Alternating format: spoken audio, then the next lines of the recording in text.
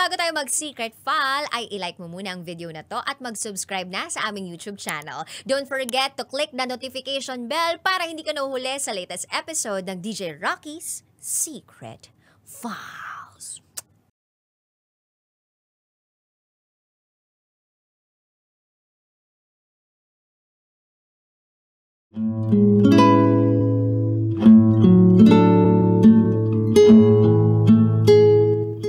And now, it's time for DJ Rocky's Secret Files.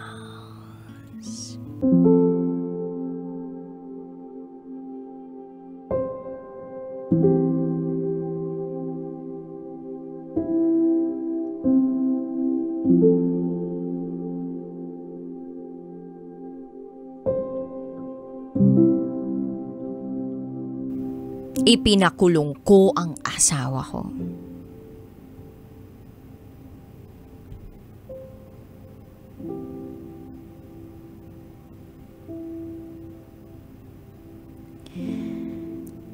Hi, DJ Rocky. I've been watching your program for the past week. Feeling ko, oras na rin para ibahagi ang kwento ko. Itago mo ko sa pangalang Janice. At ito, ang aking secret file.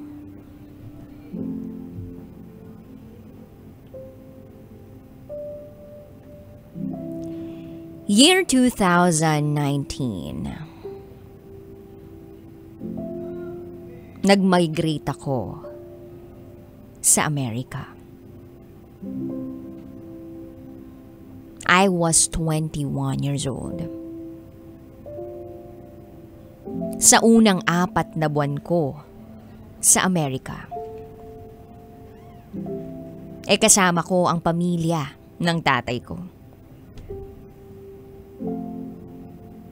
Kaya lang, hindi kami magkasundo. Kaya lumayas ako. May mga kakilala naman ako sa Amerika. Dahil may mga kamag-anak naman ang nanay ko. So tumira ako sa mga kaanak ko sa side ng nanay ko habang naghahanap ako ng trabaho. Nung makahanap na ako ng trabaho, nagstay in ako sa work ko as a caregiver. Okay naman yung trabaho, pero nakaka-bore. Although, yung mga katrabaho ko naman ay kapwa ko Pilipino. Sa sobrang nabore ako, nag-install ako ng dating apps. Wala akong sasakyan. So, hindi ako makapunta agad-agad sa mga meetups. Kaya ang lagi kong sinasabi, they should pick me up and they should drop me off. At first, akala ko, yung unang nakasex ko ay magiging jowa ko. Pero hindi naman ako ipinanganak kahapon. Alam kong one night stand lang yun lahat. Lumipas pa ang mga araw. Hindi ko na mabilang kung ilan ang naging ka-one night stand ko.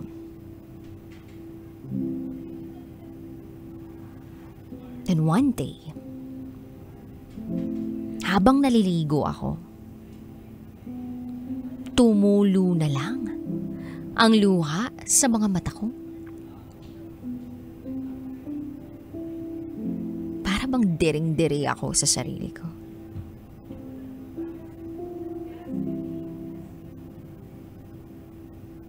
So I told myself, ayusin ko na ang buhay ko. After a year, meron akong nakilala. Indiano siya. Napakagwapo niya. Nung una ko siyang makita, parang nag-slow-mo ang lahat. Then, naging magjowa kami. Sabi niya, aalis na siya ng bansa. Dahil naka-vacation visa lang siya.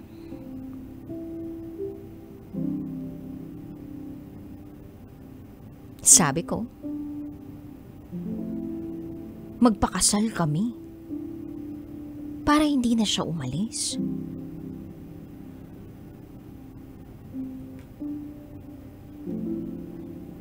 Two months pa lang kaming magjowa.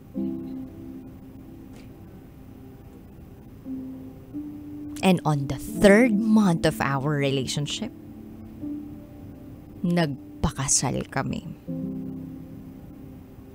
Walang nakakaalam kung hindi ang nanay ko na nasa Pilipinas. At first, galit na galit siya. Pero sabi ko, buhay ko to. This is my life. Lumipas pa ang mga taon. 3 years to be exact. Parang nawawala na yung spark. Nagtatrabaho siya. Nawawala siya sa bahay for at least a week. Tapos pag uuwi siya, lagi naman siyang umaalis para makipagkita sa mga kaibigan niya. So sinabihan ko siya na maghiwalay na lang kami. Pero sabi niya, pag-isipan ko raw muna. At siguraduhin ko sa sarili ko na yun ang gusto ko.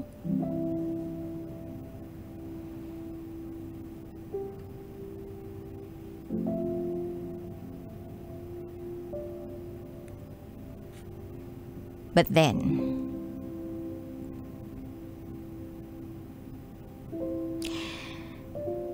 hindi ko napigilan yung sarili ko.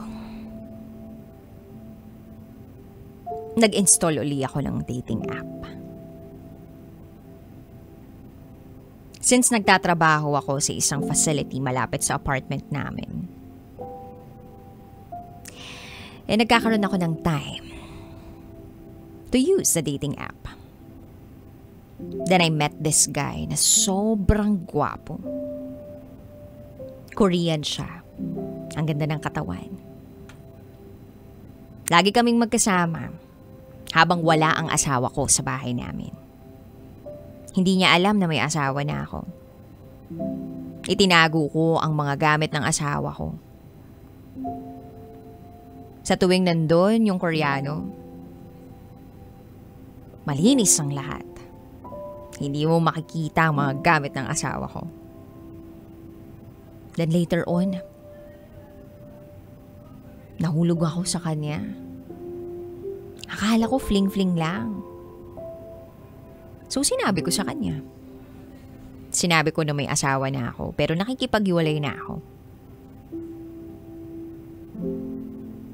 Nung una, okay lang sa kanya kasi he likes me naman daw. Pero DJ Rocky, ang hindi niya alam, mahal ko na siya. Ikaw ba naman? Ang gwapo, ang laki ng katawan, ang bait-bait, tapos ang chill niya lang kasama. Hindi ka ba naman may in love? Plus, binibigyan niya ako ng space whenever I need it. So, dumating yung time na nag-decide na kami ng asawa ko na maghiwalay na. Pero itutuloy pa namin yung sa green card niya kasi kahit yun na lang daw yung pabor na ibigay ko sa kanya. So, naging kami ng Korean guy na itago natin sa pangalang Eric. Boyfriend ko habang may asawa ko. Tumira kami sa isang studio type na apartment. May trabaho siya. Pero, napag-isipan niya na mag-resign dahil ayaw niya sa mga katrabaho niya. Ako lahat gumastos. Renta. Groceries. Every now and then, umiinom kami. O minsan, siya lang mag-isa nagiinom. Enjoy kami.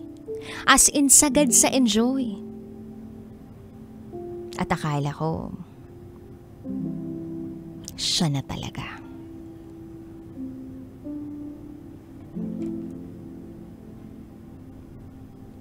Then one night, nanaginip ako. Yung panaginip kong yun, sinasaktan ako ng asawa ko. Dahil nahuli niya kami sa bahay namin. Yes, nanaginip ako na biglang dumating yung asawa ko. Tapos nakita niya, nakasama ko si Eric sa kama na minsan naming hinigaan pareho ng asawa ko. So saktan niya ako. Then tumawag ako ng pulis. Ipinakulong ko ang asawa ko. Then, biglang nagdilim ang lahat. Panaginip lang pala. So ginising ko siya. Ginising ko si Eric. Sabi ko, I really had a bad dream. Okay naman kami ng asawa ko. Nagkasundo naman kami na maghiwalay na. Pero bakit ang weird ng dream ko? Na naipakulong po ang mismong asawa ko, wala naman siyang ginagawang mali sa akin. So ang sabi niya lang, magpahinga lang ako. Baka masyado lang ako maraming iniisip. The following day, ang init ng ulo ni Eric sa akin. Sa sobrang init ng ulo niya, nagsigawan na kami. Meron daw siyang dapat gawin. Nade-delay siya because of me. Nang bigla niya akong sampalin. Then sinuntok niya ako. Nang suntukin niya ako sa ulo, halos umikot ang mundo ko. Di ko na alam pero iyak lang ako ng iyak.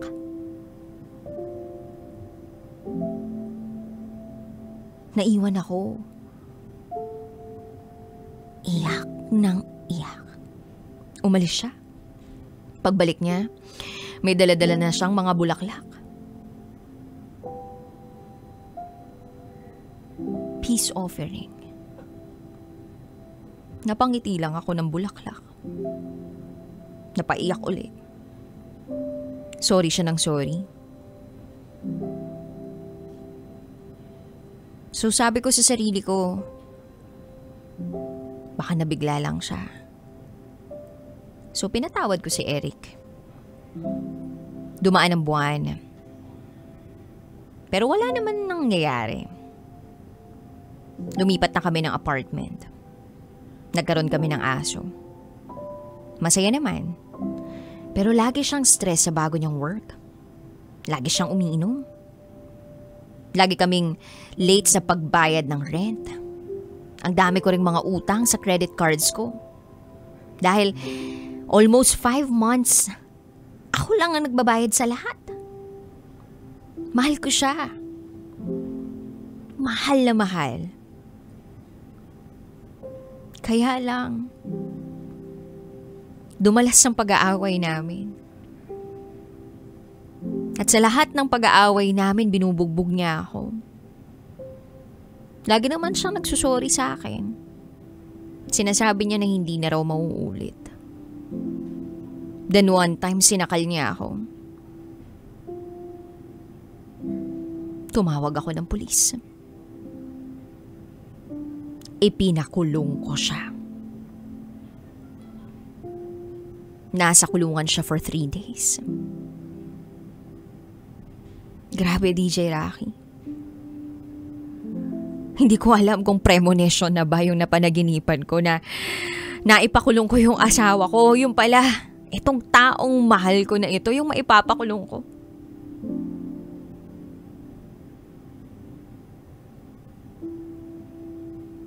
Pero, natagpuan ko yung sarili ko na hinihintay siya.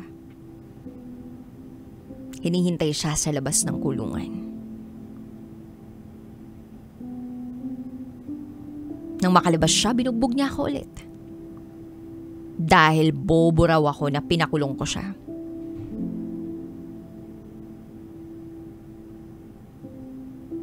I still stayed. I still stayed.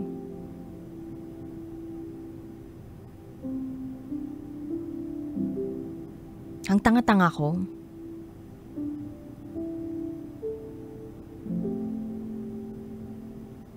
Masaya naman kami.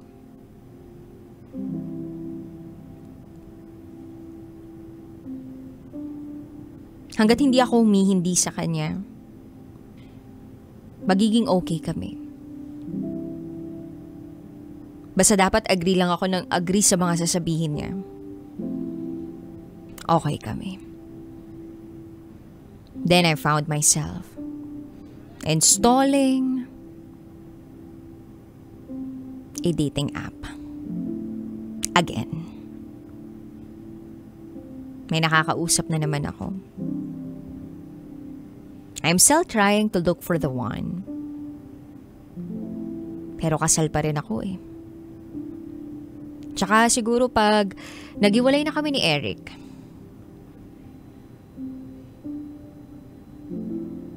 hinihintay ko na lang na maging financially okay ako para maiwanan ko siya.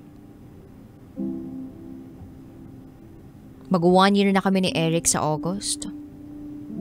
Pero pakiramdam ko, tapos na kami simula nung nasaktan niya ako. Hanggang dito na lang po muna, DJ Rocky. Muli, ako si Janice. At ito, ang aking secret file.